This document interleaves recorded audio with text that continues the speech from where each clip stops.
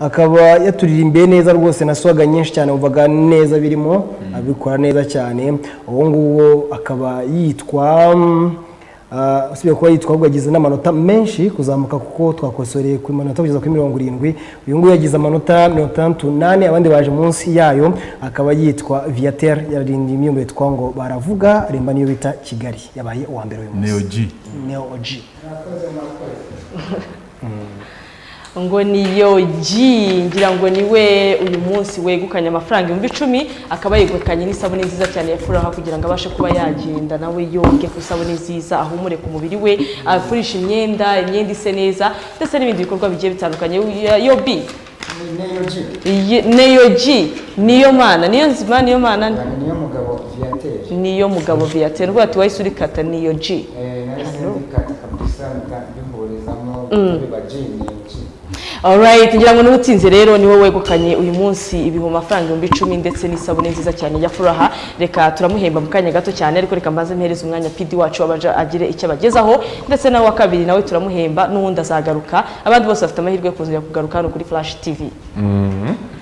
Ngira ngo urakoze Warida, urakoze uburyo uba witwaye muri kiganiro kandi ukabikora neza.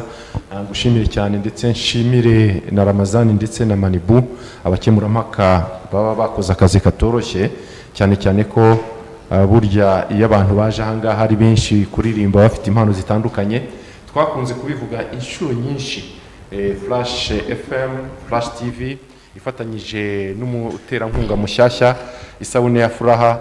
Turi muri gahunda yo kugira ngo twereke abantu ko hari urubyiruko rufite impano kandi ruzi icyo gukora. Aba rero nibo bagaragaramo umwe watsinze tukamuha amafaranga 10,000, uwa kabiri tukamuha isabune ya Furaha. Uwa mbere abona 10,000 n'isabune ya Furaha, uwa kabiri akabona isabune ya Furaha. Bivuze ngo uyu wa kabiri afite n'amahirwe yo kuzagaruka kugira ngo akomeze ahatane bityo hazabe grand finale. Grand finale zaba mu kwezi kwa 12 mu gihe cy'ibiganiro nako mu gihe cy'ibiruhuko bikuru.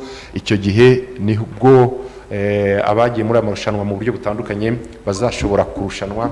Hari abarushanijwe muri Gorillas, abana bo muri Furaha nabo bazaba bari mu kwezi kwa 12 uyu mwaka. Bizaba ari ibintu bitoroshye, tuzahemba abantu ibintu byinshi bitandukanye.